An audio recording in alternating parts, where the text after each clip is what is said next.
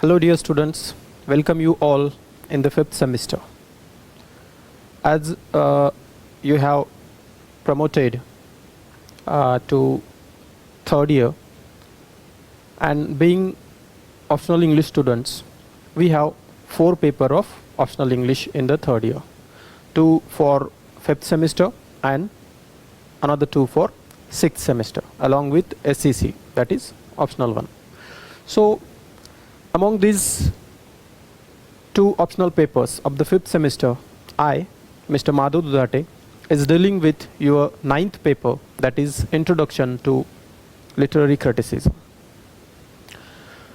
Actually, we have 2 papers of criticism, that is one for 5th semester and the other one for 6th semester. In 5th semester, we have Introduction to Criticism. And in the 6th semester, we have Introduction to Literary Theory. Now this criticism and literary theory, these 2 things are very much different from each other. And that we have to discuss in this introductory talk. Okay. First of all, we will talk about what is criticism in general. Okay. So what is criticism? The dictionary has defined it. The criticism is the expression of disapproval of someone or something on the basis of perceived faults or mistakes. Means that is the general definition of criticism. And in this general definition, we come to know that it is about faults and demerits only. And that is not in our literary criticism. Okay, so in general, we are talking about only faults and mistakes of someone or something, that would be called as criticism. But when we move on to literary criticism, that is also it is also a definition from dictionary. Literary criticism refers to the act of interpreting and studying literature, and it is the study, evaluation and interpretation of literature.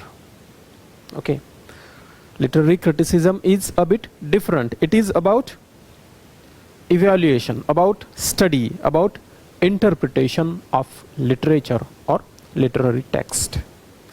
Again, another definition we can find out. The literary criticism is the analysis and judgment of the merits and faults of a literary or an artistic work. Now, in this definition, we find that literary criticism is a bit different than general criticism. And here, in this literary criticism, we find there is merits and demerits. Both the elements are there, and that has been focused by the critic. Critic means a person who is analyzing that literary work or that art. So in the opinion of that critic, what are the merits of that particular work and what are the demerits? That would be called as criticism of that particular work. That may be literary work or any artistic work. But modern literary criticism, it is often influenced by literary theory. Now, as I told you, there are distinction between literary criticism and literary theory.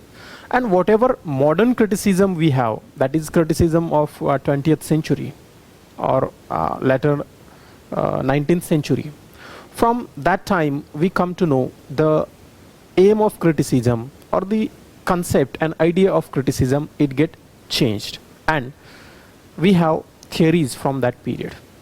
And these theories and traditional way of criticism, that is a bit difference. And this new modern technique, it is a bit philosophical discussion of literature, the goals and methods. Okay, though the 2 activities are close with each other, but they are different from each other.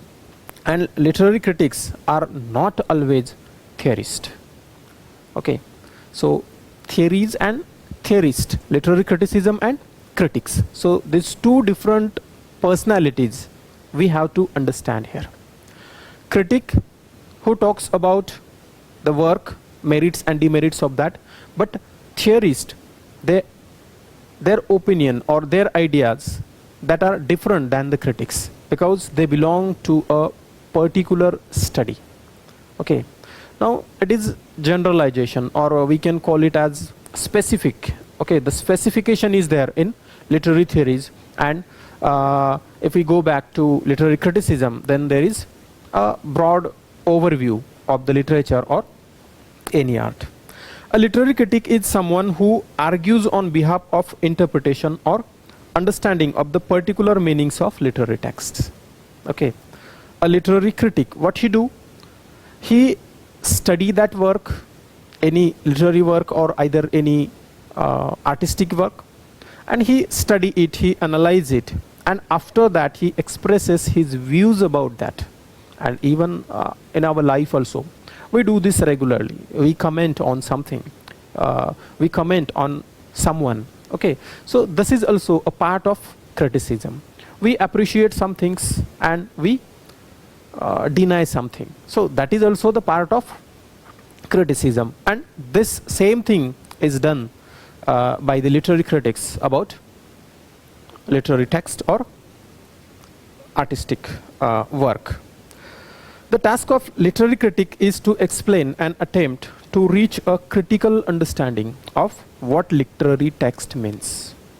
Okay, a single text may have multiple meanings in it, and these different meanings or the different ways of analyzing that work, that would be communicated by a literary critic. And in opposition to that, if we talk about theorists, okay, particularly literary theory, so what they do, they go for specification. Now suppose if we take any work, any of the literary text, if we are taking for study, and after completion of the reading, after completion of the study of that text, what we do, we analyze what are the merits of that work, what are the demerits, what elements writer has focused and what elements he has not focused, what great things he has communicated, what are the faults of that. So many such different ideas we communicate or we analyze from that literary work. But if we move on to the theorist, okay, it is like a critic, literary critic, we analyze the work overall. This overall analysis of that work would be there, overall interpretation of that work would be there. But if we move on as a theorist, okay, so then the analysis would be different one. And what that would be? There would be the specialization, specification would be there. And when we study a work, a literary text, then we apply a particular theory to that. That means suppose we are studying any work and we suppose we are applying a psychoanalytical study to that work, then we will only focus the psychological aspect of that work. What is the psychology of the author who is composing that work? After that, what is the psychology of the characters who are functioning in that particular work? And then what would be the psychological aspect on the reader after reading that text, that after listening to the characters in that particular work? So this would be there about literary theorist. Means a literary theorist, he would focus on a specific aspect of that particular work.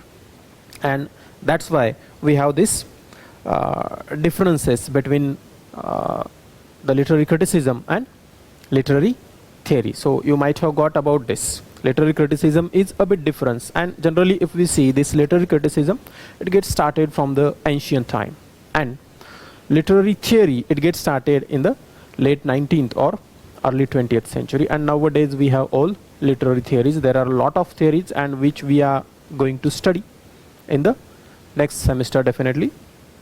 So in this semester we are focusing on literary criticism. It means we are talking about the critics and their basic ideas. Okay, and in this syllabus for the 5th semester, literary theory and criticism A, that is introduction to literary criticism. In this section we have 4 units, and among these 4 units, the first unit is Greek and Roman masters. Now whenever we talk about literature, then generally, okay, world literature, generally we move on to the Greco-Roman period.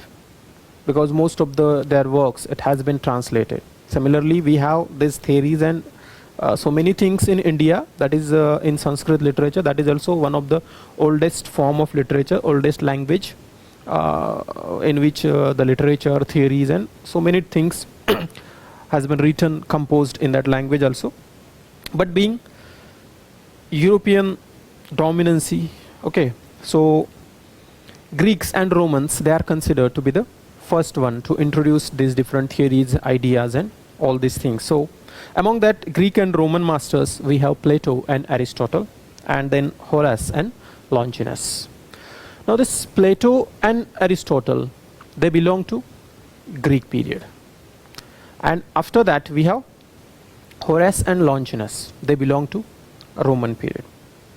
Plato, Aristotle, both of them, they have different ideologies. Plato was the student of Socrates, you might have known about that, and Aristotle is the student of Plato. But this student and teacher, they have very varied opinions about art. Plato particularly talks about art in general, okay, he hasn't focused particularly on texts, okay, but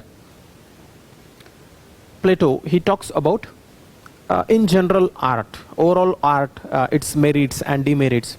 He communicated about that throughout his different works, that is particularly we have dialogues by Plato. Then Aristotle's one of the most important work you might know about, that is Poetics. And in this work, Poetics, Aristotle talks about poetry, and particularly he focused on tragedy.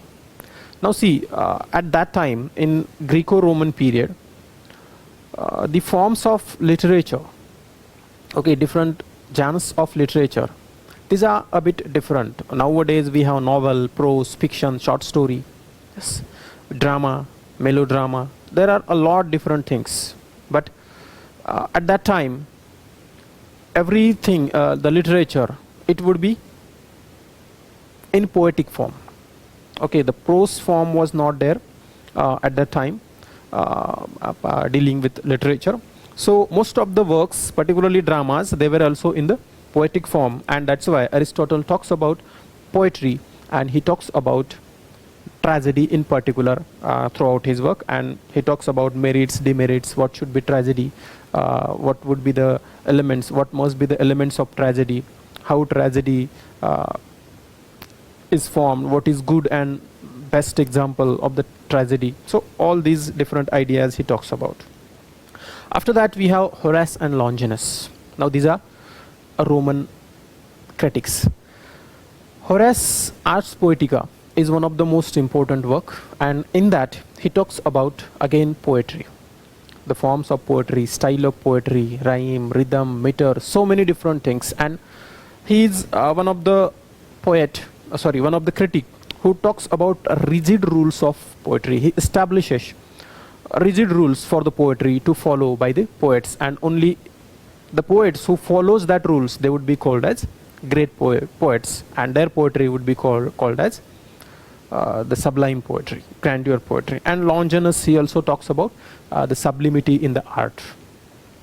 After that, if we move on to the second unit, then we have English criticism. Now first one, Greek and Roman masters, now English. English means British poets, British critics. And in this British critic, we have Philip Sidney, Dr. Samuel Johnson, William Wordsworth and I. Richards. You might know Philip Sidney is the contemporary of William Shakespeare, or he is precursor of William Shakespeare. He belonged to Elizabethan era. And this Philip Sidney, inspired by the previous critics, Greco-Roman critics, and he also talks about his ideas about poetry and art. Actually, about Sidney, one of the work who was follower of Horace, he communicated about strict rules and regulations of poetry, or he criticizes the contemporary poetry, and Philip Sidney has given a reply to that. Okay, that was a reply given by Philip Sidney, that is known as an apology for poetry. After that, we have Dr. Samuel Johnson, one of the most important person for his dictionary also, and for his preface to Shakespeare. Samuel Johnson is one of the greatest critic of William Shakespeare. He talks about merits and demerits of William Shakespeare throughout his preface to Shakespeare. Then we have William Wordsworth. William Wordsworth, we know, is a romantic poet, and being a romantic poet, he talks about poetry itself. His ideas mostly communicated in a preface to lyrical ballads. You know, Wordsworth has composed lyrical ballad, that is the collection of poetry which has been published by Wordsworth and another his friend Coleridge. And in the second edition of that is in 1800 and later on expanded in 1802, they added a preface to that. And in that preface, he talks about his ideas of the poetry. And then we have I. Richard. Now this I. Richard is a modern critic, okay, and he's at the border of literary criticism and literary theory. He's also included in the new critics, that is the part of literary theories nowadays. So I. Richard, he talks about practical criticism and other different things. Then unit number 3, we have critical texts.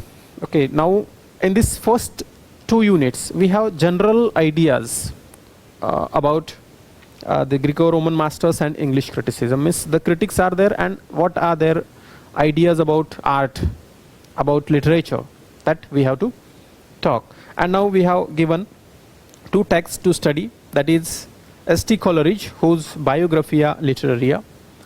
This is the work. It is the work which is critical biography of the poets. Okay, Coleridge has composed critical biography of the poets, and that is there in the unit number 3 that we have to study.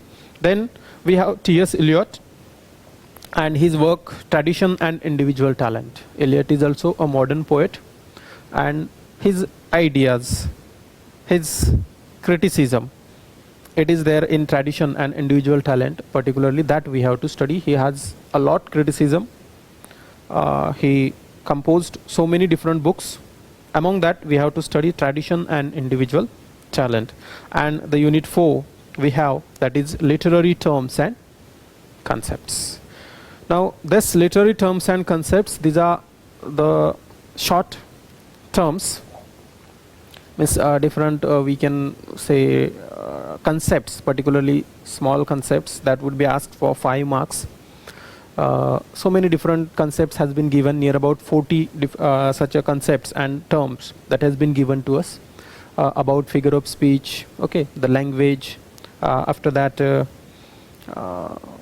some different ideas such as Plato's ideas, Aristotle's ideas about art, literature. So many such a different things, concepts and terms we have to study in this 5th semester, Introduction to Literary Criticism Part A. Okay, so in this way we have to go with this paper number 9. You might come to know there are 2 basic concepts that we have talked about. Among that, first one is literary criticism and second one is literary theory. So these 2 are completely different from each other. In the previous, it means in the literary criticism, we study opinions, ideas about a critic about any art in general, any literary text in general. But when we move on to literary theories, then at that time we have the criticism, evaluation, analysis on the basis of a specific concept. Means there would be specification in the literary theory to study any work of art, and in criticism general overview, general study would be there. So remember these difference between literary criticism and literary theory, and we will enjoy all the papers, all the syllabus. We will go in detail. Hope the things would get normal and we would meet in the college classroom. Till the time, we will continue in this way itself. So be at home, be safe, and study regularly. Thank you.